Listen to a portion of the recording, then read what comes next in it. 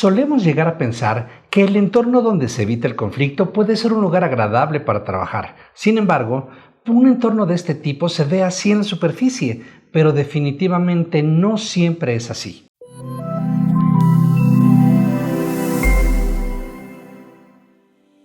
En algunas organizaciones en las que nos han llamado a colaborar, hemos encontrado que existe un lado oscuro que puede caer en el límite de la improductividad o la agresión. La hostilidad solo se oculta, se presenta incluso con una sonrisa o tras bambalinas. Por ejemplo, el colaborador que intencionalmente vende el producto equivocado a un cliente. O el que finge felizmente estar de acuerdo contigo en vez de expresar sus puntos de vista o sus desacuerdos, mientras en secreto desprecia el acuerdo o critica lo que juzga como tus malas decisiones y se expresa negativamente de ellas con otros miembros del equipo, sin hablar directamente contigo de lo que no está de acuerdo. O aquel colaborador que sin contexto exhibe algún error cometido por ti o por algún miembro de tu equipo, pero no con el afán de construir aprendizaje, sino como un elemento para hacerte quedar mal frente a los demás. Booz Allen Hamilton, una de las principales empresas de consultoría a nivel mundial, encuestó a cerca de 30,000 personas sobre la naturaleza de sus organizaciones. Más de la cuarta parte, la categoría individual más grande, describió su cultura laboral como pasivo-agresiva, debido a la resistencia silenciosa pero tenaz hacia los directivos. Descubrieron que los empleados apenas se esforzaban por parecer colaborativos, hablando de dientes para afuera, mientras que los gerentes eran ambiguos acerca de las actividades, sacudiéndose la responsabilidad final de sus acciones.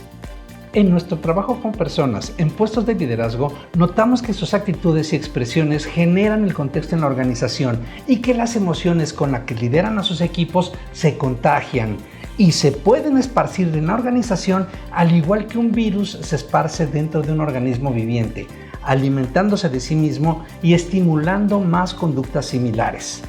Las expresiones y acciones de racismo y misoginia de una persona en un puesto de liderazgo pueden envenenar y contaminar cualquier entorno, a menos que las personas estén dispuestas a defenderse, señalar las cosas por su nombre y abrir las conversaciones.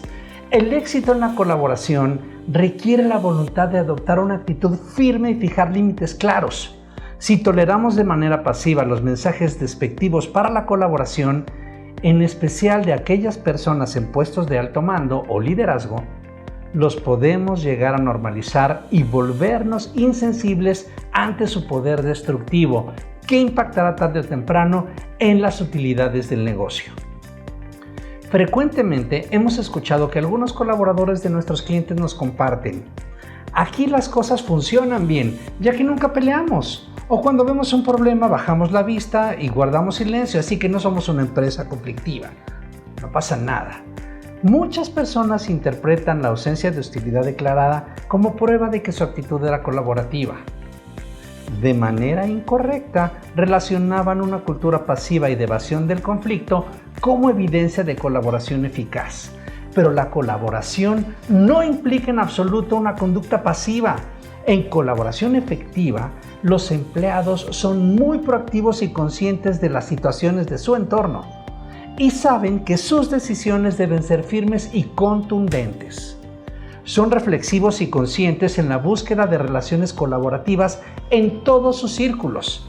Cuando las personas evitan de manera pasiva el conflicto, no estamos hablando precisamente de colaboración. Esa conducta es simplemente una versión pasiva y adornada de la improductividad.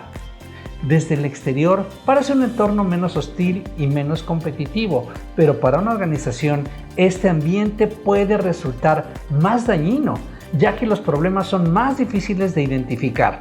La intención primordial en una cultura de baja o nula colaboración es evitar el conflicto y los sentimientos de incomodidad. La reacción instintiva es evadir, huir, protegerse u ocultarse.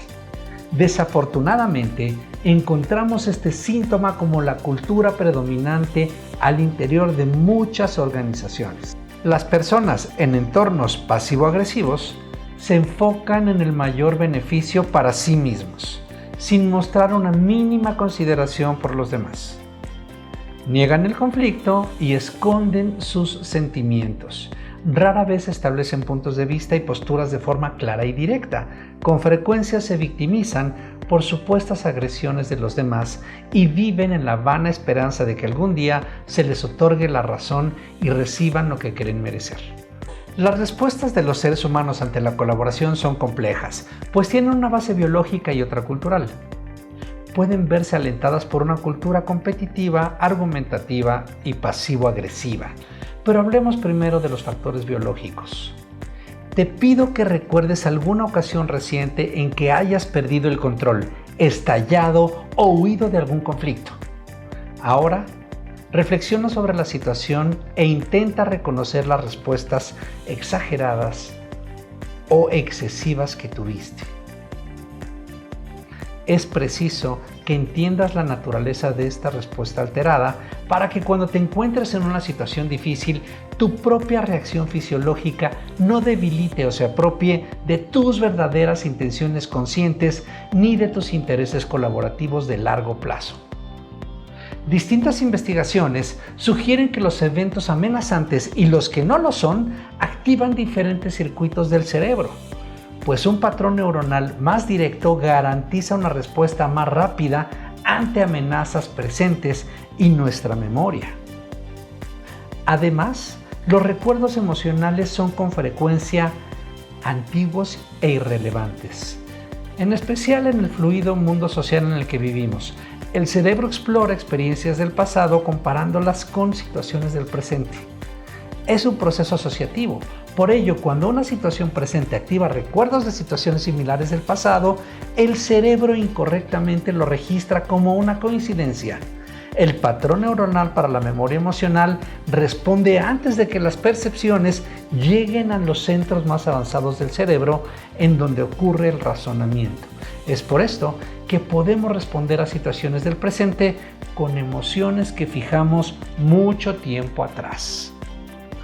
Te voy a compartir el ejemplo de Rolando, un ejecutivo que creció con un padre alcohólico y violento. Ante el menor signo de inestabilidad por parte de su socio de negocios, Rolando se trasladaba de manera inmediata e inconsciente a lo que aprendió en su infancia y se tornaba agresivo, alzaba la voz y repartía acusaciones. Sus acciones estaban más ligadas a su pasado que a su presente. Asociaba de manera inconsciente e incorrecta toda conducta impredecible con el miedo que sentía en su infancia, cuando su padre se alcoholizaba. Su estrategia de autoprotección era adquirir la fuerza para defenderse de su padre.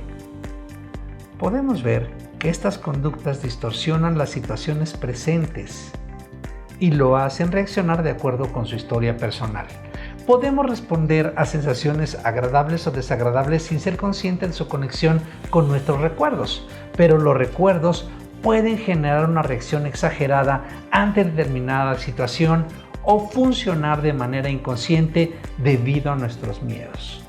Hablemos ahora de factores culturales. Las respuestas de los seres humanos ante la colaboración se componen también de factores culturales, en especial en una sociedad que valora la curiosidad intelectual agresiva. De acuerdo con el libro The Argument Culture, Deborah Tannen presenta un argumento sólido sobre cómo muchas culturas abordan la resolución de problemas como si se tratara de una guerra. Abordar situaciones desde el papel de guerreros en medio de una batalla genera la suposición de que la curiosidad intelectual y la resolución de problemas son situaciones de ataque, contraataque o defensa. La resolución de problemas se percibe como una batalla o un juego donde la principal inquietud es ganar o perder. Cuando la gente aborda situaciones de conflicto con estas actitudes implícitas, se disparan respuestas de supervivencia biológicas, las cuales a su vez refuerzan las actitudes estratégicas y conductas basadas en el miedo. Las actitudes conscientes e inconscientes fortalecen o dañan la colaboración. La mayoría de las personas no omite que las actitudes son un reflejo de sus elecciones. Las actitudes de las personas se ven impactadas por factores biológicos y culturales, así como por su historia personal. aunque siempre son el resultado de sus elecciones. Para que estas elecciones sean realmente efectivas, requieren de autoconciencia y conciencia de los demás. Los conceptos de zona roja y zona rosa se basan en la inseguridad, mientras que los de zona verde se basan en la confianza. Estos conceptos representan dos conjuntos de actitudes e intenciones. Las personas en zona verde transmiten una presencia auténtica, no defensiva, mientras que las de zona roja y zona rosa transmiten inseguridad y una actitud defensiva. Las personas que eventualmente operan en la zona verde y ocasionalmente en situaciones de mucho estrés pasan a la zona roja o rosa suelen ser más exitosas en la construcción de relaciones colaborativas.